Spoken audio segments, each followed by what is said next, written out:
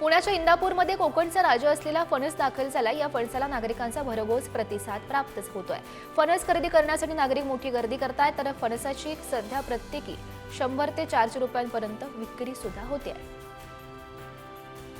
राष्ट्रीय अन्न सुरक्षा आणि पोषण अभियान अंतर्गत राज्यातील सोयाबीन उत्पादक शेतकऱ्यांना महाबीजच्या प्रमाणित बियाणांचं मोफत वितरण करण्यात येत आहे। या पार्श्वभूमीवर नाशिकच्या येवल्यातील पहिल्या टप्प्यातील 110 शेतकऱ्यांना महाडीबीटी पोर्टलच्या द्वारे सोडत पद्धतीने हा लाभ उपलब्ध होईल। नंदुरबारमध्ये शेतकऱ्यांना पंतप्रधान कृषी सिंचन योजनेअंतर्गत दिल्या जाणाऱ्या ठिबकचं अनुदान रखडले आहे। कमी पाण्यात अधिक शेती व्हावी यासाठी शासनाकडून ठिबक सिंचन योजना राबवली जाते। मात्र वर्षभर उलटल्यानंतर सुद्धा शेतकऱ्यांना हे अनुदान काही मिळालं नसल्यानं त्याचा फटका आता शेतकऱ्यांना सहन करावा लागतोय। साखर कारखान्यांनी कर्जाची परतफेड केली नाही तर संबंधित कारखान्यांच्या संचालक मंडळास आता जबाबदार धरलं जाईल। तसंच संचालक मंडळ बरखास्त करून त्यांच्या खासगी मालमत्ता जप्त करून पैसे वसूल केले जातील। राज्य सरकार ज्या साखर कारखान्यांच्या कर्जाला हमी राहिलेली आहे त्यांच्यावर ही कारवाई आता केली जाईल। लातूर जिल्ह्यामध्ये यंदा खरीप हंगामात सोयाबीनचा पेरा घटण्याची शक्यता आहे। सोयाबीनला बाजारामध्ये हमीभावापेक्षा कमी दर प्राप्त झाला। शेतकऱ्यांना क्विंटल मागे जवळपास 800 ते 1000 रुपयांचा फटका सहन करावा लागला। वेळेवर पाऊस झाल्यास उडीद आणि मुगाचा पेरा वाढण्याचा अंदाज आहे। वाशिम कृषी उत्पन्न बाजार समितीमध्ये हळदीच्या दरात घसरण झाली असून हळदीला सध्या 11,500 ते 13,000 रुपये प्रति क्विंटलचा दर मिळतोय। मागील आठवड्याच्या तुलनेमध्ये हे दर 500 रुपयांनी कमी झालेत। दिवसेंदिवस हळदीच्या दरात घट होत असल्यानं शेतकरी चिंतेत आहेत।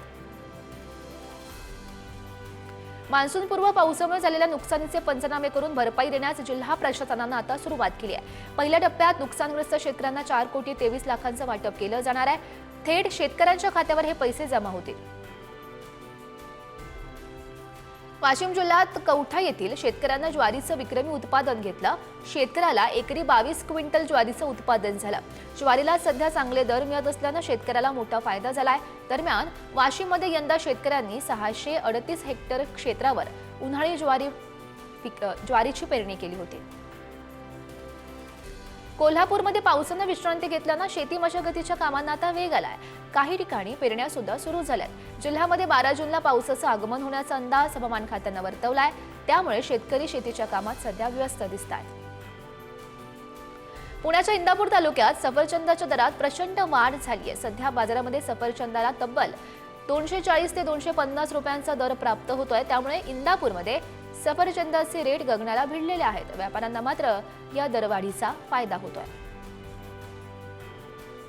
जालन्यामध्ये वादळी वाऱ्यासह झालेल्या पावसाचा कांदा बीज उत्पादक शेतकऱ्यांना फटका बसलाय। पावसामुळे कांदा बीजचं मोठं नुकसान झालं, त्यामुळे शेतकरी आर्थिक संकटामध्ये सापडलाय। शासनानं नुकसानीचे पंचनामे करून तातडीनं मदत द्यावी अशी मागणी शेतकरी करतोय। नाशिकच्या येवल्यामध्ये सलग झालेल्या पावसामुळे काढणीला आलेला कांदा भिजून खराब झालेला आहे। त्यामुळे कांदा पिकावर ट्रॅक्टर फिरवण्याची वेळ शेतकऱ्यांवर आली। कांदा सडून गेल्यानं कांदा उत्पादक शेतकऱ्यांना आर्थिक फटका बसला।